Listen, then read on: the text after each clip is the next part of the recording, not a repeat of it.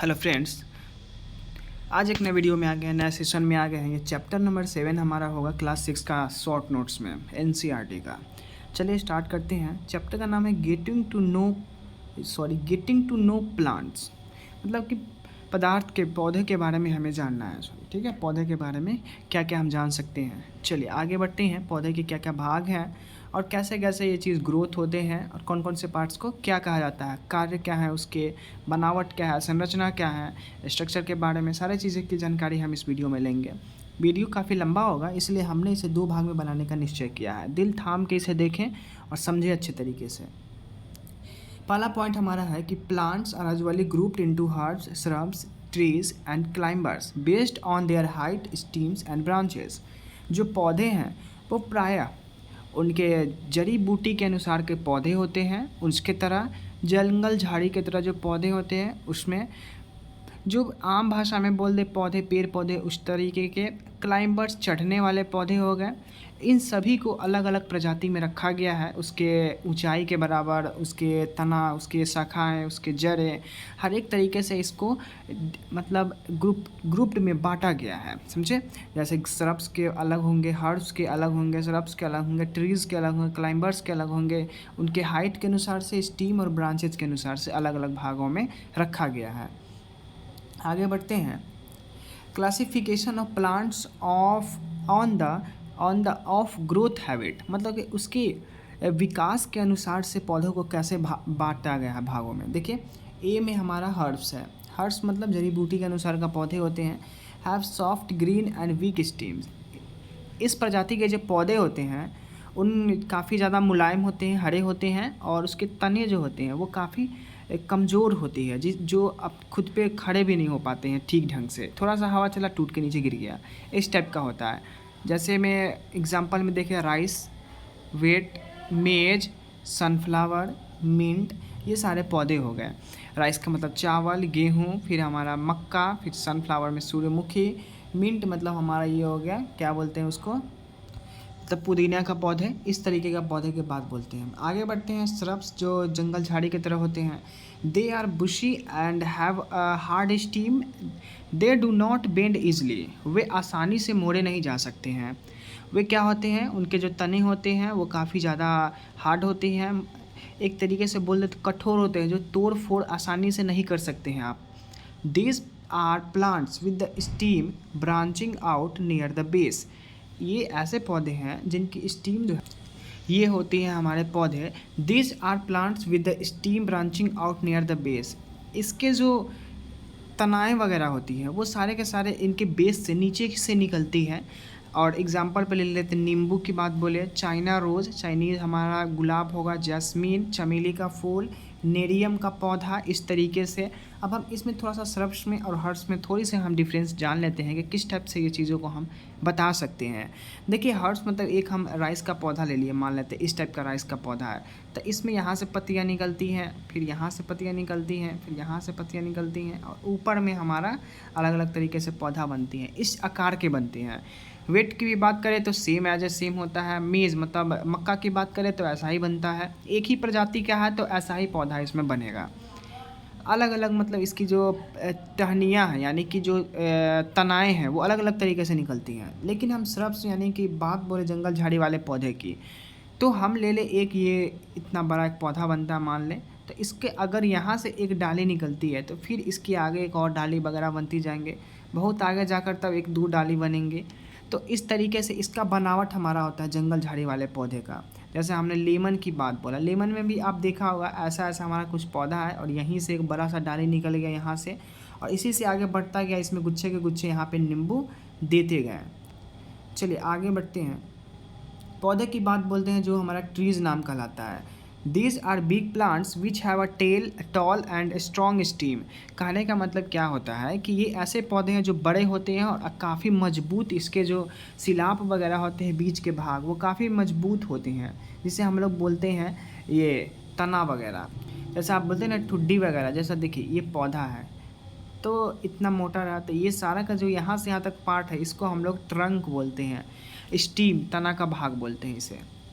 चलिए, steam have branches in upper part much above the ground, मतलब कि बहुत सारे जो उसकी टहनियाँ हैं, जो तनाएँ हैं, वो ग्राउंड यानी कि धरती से ऊपर बनते हैं। ऊपर के भाग में इसके सारे के सारे ब्रांचेस, शाखाएँ बनती हैं। लिव फॉर मेनी ईयर्स, ये जीवित रहते हैं बहुत सालों तक, बहुत वर्षों तक। एग्जाम्पल के लिए हम बोल दें तो मैंगो का जानते ही हैं आप, नीम का जानते हैं, बानियान का जानते हैं, कोकोनट के बारे में जानते हैं, आम का पौधा, नीम का पौधा, ये बरगद का पौधा और ये नारियल का पौधा, ये सारे जानते हैं आप। ऐसा नहीं है कि आपने इस 2023 में बोया ये नारियल का पौधा, इतना बड़ा हो गया और हमें 2024 में नारियल दे दिया और 25 में ये फिर से सूख के गायब हो गया, ऐसा नहीं है। ये हमने 23 में अगर बोया है इसे, तो लगभग कम से कम 10 वर्षों तक ये अच्छे तरीके से हमें फल फूल वगैरह दे सकता है। क्लाइंबर्स की बात बोलते हैं, जो चढ़ने वाले पौधे होते हैं, have week steam and can not stand erect. इसके जो तने होते हैं वो सारे बहुत ही कमज़ोर होते हैं और किसी के सहारे ही ये चढ़ सकते हैं, नहीं तो ये सीधी नहीं हो सकती। ये जैसे ही आगे बढ़ेंगे ये नीचे की ओर गिर जाएंगे बिना सपोर्ट के। They take support of other trees and climb on them, किसी अन्य चीज़ों की, किसी अन्य पौधे की ये सहायता लेते हैं और तब सीधी खड़ी रहती हैं। जैसा देखिए पी मतलब मटर के पौधे, ग्रेप मतलब अंगूर के पौधे, फिर वाइन एक होता है हमारा अंगूर जैसा ही एक शराबी पौधा होता है जिससे कि वाइन वगैरह बनाए जाते हैं। ठीक है, देखिए क्रीपर्स की बात बोलते हैं। देखिए क्रीपर्स के बारे में बोलते हैं, मतलब कि रेंगते हुए जो भी पौधे वगैरह बनते हैं सो। देखिए plants which creep on the ground and spread out, कहने का मतलब क्या है कि वह पौधा जो ज़मीन पे अपना रेंगते हुए रहता है। अब रेंगने का मतलब ऐसा नहीं है कि स्नेक की तरह, ये क्या होता है जैसा ही पौधा अपना बड़ा हुआ तो ये धीरे धीरे क्या हुआ, इसके तनाएँ जो है ना धरती पे ही अलग अलग किस्म के अलग अलग तरीके से तना में अपना बिछने लगा, मतलब फैलने लगा। जैसे आप घास का भी उदाहरण यहाँ पे ले सकते हैं, ग्रास की, तो उस टाइप का है और ये धरती से ऊपर बनता है।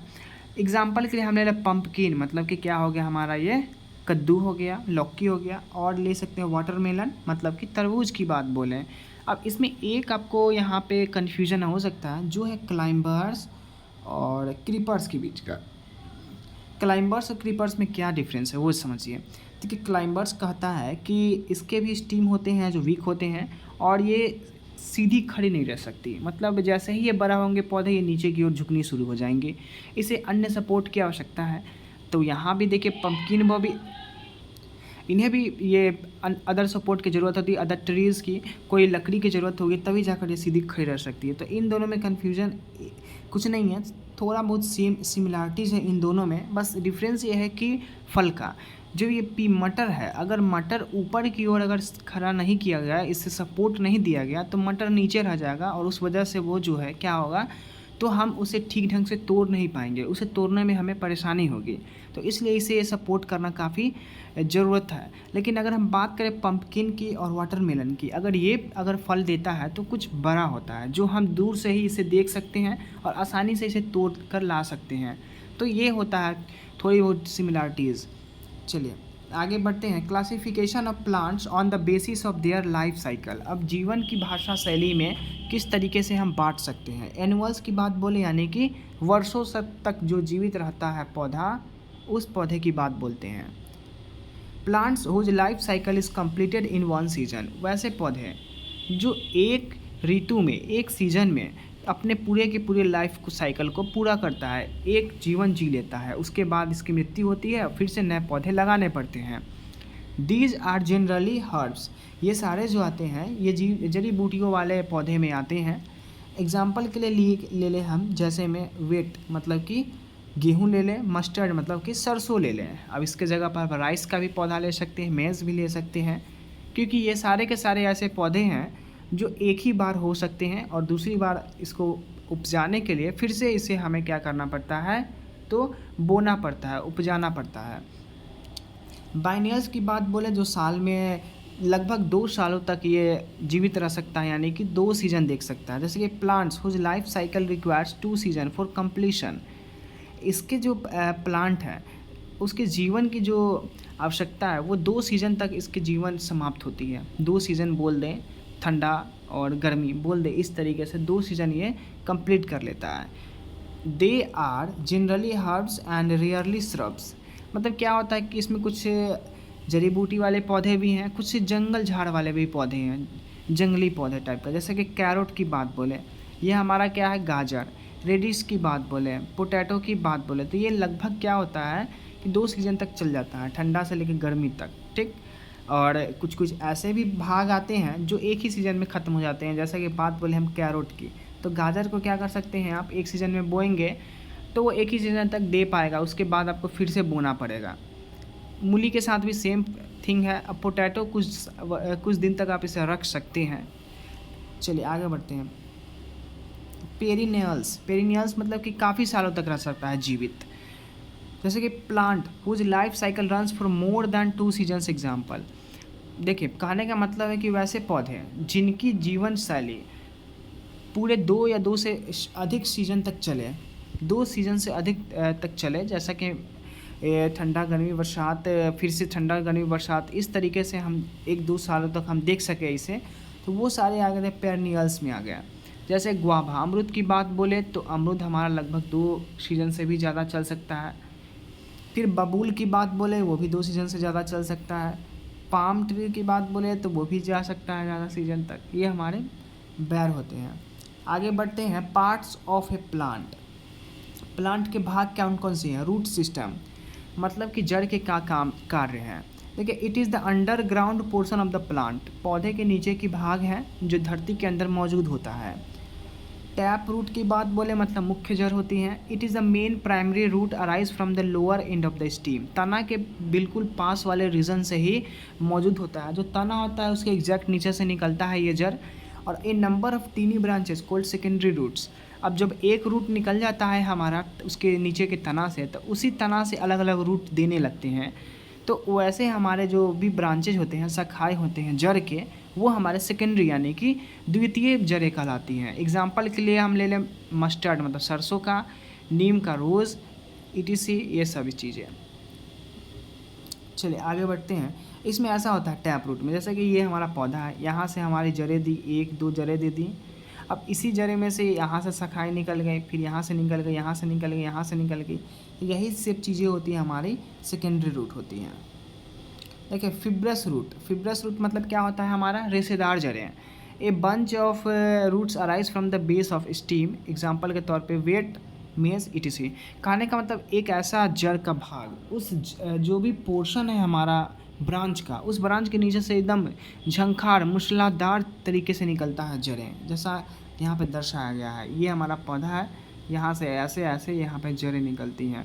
तो ये हमारे सारे के सारे क्या हो गए, फिब्रस रूट हो गई, ठीक है। और वो हमारा जो ऊपर में आपने देखा था टैप रूट कुछ इस टाइप का था, और इसमें से अलग अलग तरीके से निकल रहा था, फिर इसमें से ऐसे ऐसे निकलेगा।